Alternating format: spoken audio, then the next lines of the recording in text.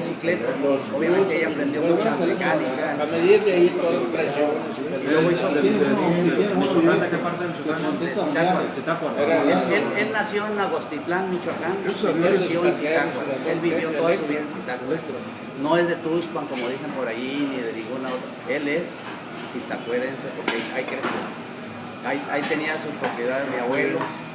Mi abuelo era chocolatero, hacía chocolate. Y desde chico empezó con la mecánica. Se quedó huérfano muy chico. Él siguió viviendo por lo de las bicicletas. Posteriormente tuvo carros de automóviles para hacer viajes a México, con la empresa de correo. Y iba a los pueblos, también exhibía películas cuando iban a los pueblos, cámaras, exhibía películas, a eso ganaba la vida él. Pero no dejaba de su invento. Y cuando se metió al avión ya fue lo último que él hizo, vendió todos sus carros, vendió todo para hacer el avión. Para fundar el primer avión.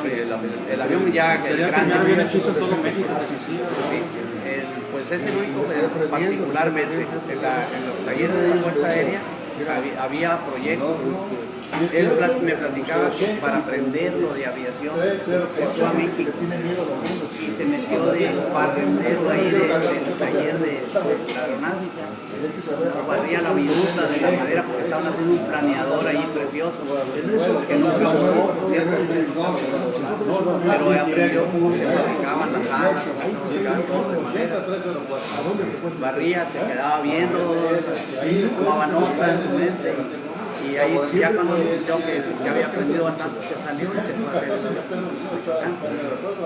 en una de las casas que tenía, que dejó mi abuelo, allá atrás tenía un corredor y hizo las salas, ahí tenía el fuselaje en el patio. Y muchos de los que ponen en el libro ese que hizo un doctor por ahí eran los que se iban a burlar de él. En el radar yo creo que estaba haciendo un cajón de muertos porque la cabina era como un cajón de muertos. ¿Cómo va tu cajón de muertos? Y ahora dice, ¿cómo ayudaron? Él me platicaba, ese fulano, todos se burlaban, y después eran mis amigos y me habían ayudado. Él me dijo 4 personas le ayudaron, no se pega, 2 o 3 de los más que se apuntan ahí, burlón, el clásico burlón del pueblo. Y entonces un amigo hoy le pintó el Pinocho al avión. Antes de que volara. Antes de que volara, cuando ya lo tenía casi listo. Y lo fabricó con un motor de un carro Ford modelo A. Ford modelo A. 1928. Eso fue en el 36. Cuando él voló en el 36. Y el motor lo modificó de tal manera que le aumentó el caballaje. Que cuando después del vuelo se enteró la Ford de que había volado un avión con un motor así, vinieron a buscarlo y querían llevárselo a la Ford para que trabajara en ingeniería de sus ellos no lo habían podido hacer y él la hazaña de él fue volar de Zitácuaro. Él voló de Morelia a Zitácuaro y luego de Zitácuaro a México. Con ese avión. Sí, le enseñaron a volar, él no aprendió a volar solo, le enseñó a volar un piloto de la Fuerza Aérea que estaba destacado de Morelia.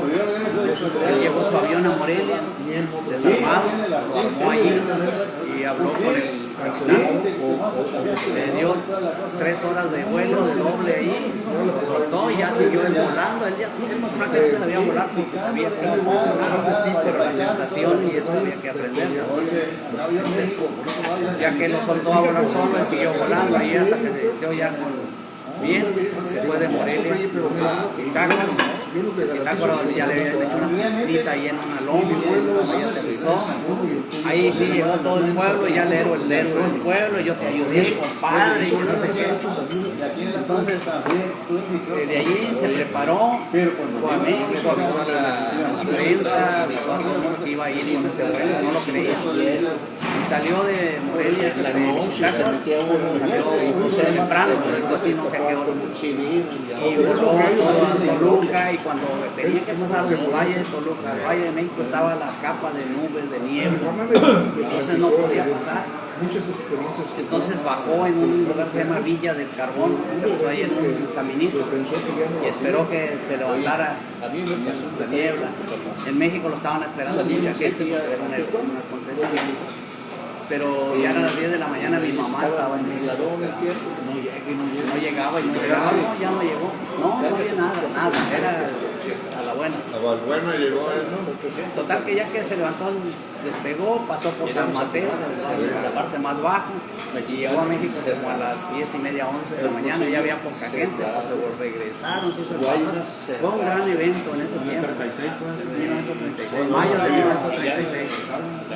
Cárdenas, general Lázaro Cárdenas. Y de ahí precisamente el general Lázaro Cárdenas fue a la Ya ves tú que entregaría, había estado, pero se había ido y se regresó. verticalmente a Ducal. Y le dijo, ven, ves ver adelante, pero vete a la presidencia para ver qué te puede ayudar.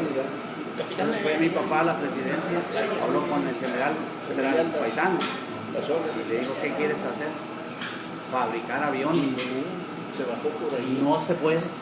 ¿Cómo que no se puede? Ahí está, sí se puede. No, hacerse sí se puede. Pero hay un tratado que firmó no sé qué presidente, el tratado de Bucareli, vendió toda la tecnología ese malnacido presidente, vendió toda la tecnología, toda la ciencia estaba vendida a los gringos. Ellos incluso había un motor azteca, me acuerdo. Hubo muchos inventos. El primera hélice con un paso desvanecido, por decirlo así, se hizo en las hélices en agua. El primer motor radial se hizo en México, o sea, con los cilindros alrededor, se inventó en México. Sí, exactamente, todos los cilindros, los 8 cilindros, no sé cuántos eran. Sí, primero fue de 3 cilindros y después de 5 y más. Sí. La hélice que llevaba el avión de mi papá la hizo hélice Sanagua. Él no la hizo, porque hacer una hélice tiene que calcular peso, tiene que calcular potencia del motor, una serie de cosas que solamente de ingeniería lo sacan. Mi papá no era ingeniero, pero no era tonto, pues él fue a donde se la hiciera, le dijo el avión pesa tanto, la potencia es tal, y le hicieron, había 3 hélices en la casa, las de prueba y en la final la que quedó, la tiene el avión.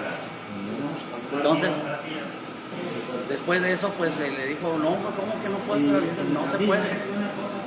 Pero esto vamos a irnos solucionando poco a poco más adelante a la fuerza, si puedes. Por lo pronto, te metes a la Fuerza Aérea para que seas piloto. Pero yo no quiero ser piloto, yo no quiero ser aviones, fabricar aviones.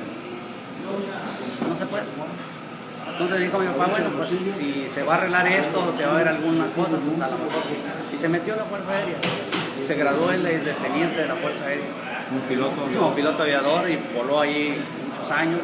Del avión, ahora sí que se lo requitó el gobierno, le dio uno en pago, un avión de esa época, y el avión se fue al museo. Y mi papá pues desde ahí empezó a frustrarse. ¿Y cómo llegó aquí a Baja California Sur? Él llegó cuando la Segunda Guerra, mandaron, como era militar, lo mandaron destacado aquí a la isla allá del Pacífico, Puerto Cortés. Ahí estaba un destacamento de aviones biplanos de la Fuerza Aérea y él estaba ahí, patrullaban el Pacífico. Él dice que vio submarinos alemanes que arrimaban hasta la costa. Aquí por Bahía Magdalena, toda esa zona. Sí, porque tenían los gringos miedo a la invasión de Japón y de Alemania. Sí, pero los alemanes se paseaban por toda la costa de Baja California, los U-12. Él estuvo allí hasta que empezó a su inquietud de los aviones, a hacer aviones, arreglar aviones, hacer aviones, y se dio de baja de la Fuerza Aérea y se fue a San Lucas. San Lucas está cerca de Santa Rosalía. Allí hizo un taller enorme, tenía 4 o 5 aviones arreglándolos, tenían 4, 6, 7 mecánicos, iba a Estados Unidos y traía las refacciones, venían de Estados Unidos aviones a repararse aquí a San Lucas. Es un taller mecánico de aviación ahí. Era excelente y aprendía todo en un momento, estaba al día, tenía manuales, tenía de todos los aviones, era una gente muy metódica, muy duro. Y como mi carga fue pues más duro, con nosotros era tremendo, no había ahí medias tazas, como decía él, o eso. Y posteriormente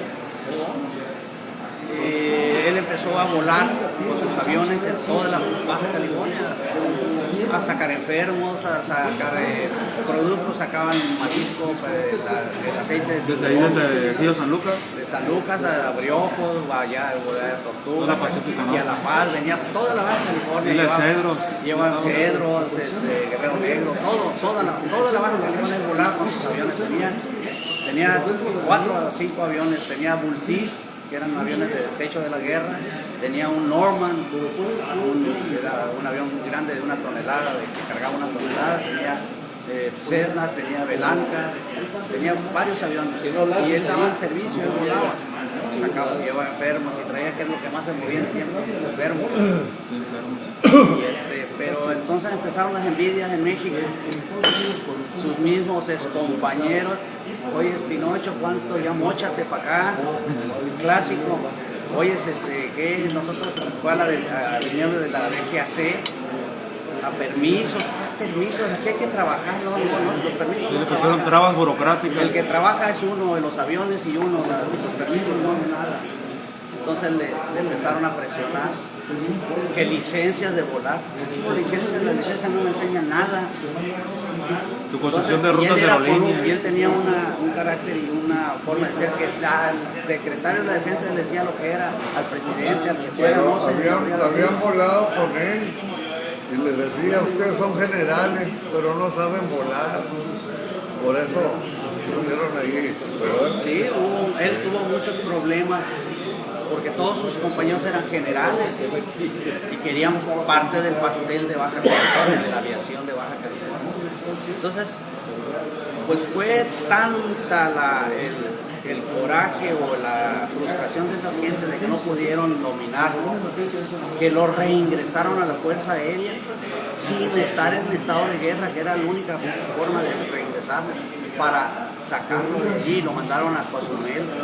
Hasta el otro lado. Hasta el otro lado. Entonces nos dejó a nosotros chamacos. Juanito Romero era como hermano mío, que era el más grande de la familia. Allí con el taller, los mecánicos empezaron a hacer papayas, a robar, y se fueron, abandonaron el taller y mi papá. Allá, intencionalmente lo hicieron para tronarle su negocio. Total que se amparó y a los 2 años lo volvieron a dejar libre, pero ya el taller pues era Ya estaba todo saqueado, perdido. Imagínense nosotros chamacos ahí sufrimos unas hambres tremendas por esa gente. Fue toda la política clásica que surge en todos los tiempos. Entonces mi papá se frustró y ya no pudo levantarse, ya no pudo, luchó mucho. Todos lados le cerraban las puertas, la DGAC seguía molestando, en vez de ayudarlo, lo seguían presionando que querían todo, informes, ingeniería y no sé qué tanto. Mi papá se puso en un plan ya muy frustrado y empezó a tomar, obviamente. Cayó en el alcoholismo. Y él trató de levantarse para sacarnos a nosotros nos empezó a enseñar todo lo que pudiera. A volar no me enseñó. Yo volaba con él desde los 7, 8 años. Hola. De tal manera que cuando él ya empezó a enfermarse, tuvo un accidente en su avioncito que seguía volando, tuvo un accidente y quedó muy dañado. Se golpeó el pecho muy fuerte, el asiento en adelante, y se le produjo un cáncer ahí, no sé si secuelas del accidente o él fumaba mucho, lo que es, y entonces se enfermó y murió muy rápido, muy joven. Quedamos desbalagados nosotros, pero los de Córdoba se nos enseñó. ¿En qué año murió él? Él murió en el 55. 20 años después de la hazaña casi. Así es. Oye, Entonces, vamos haciendo la mesa para allá, porque no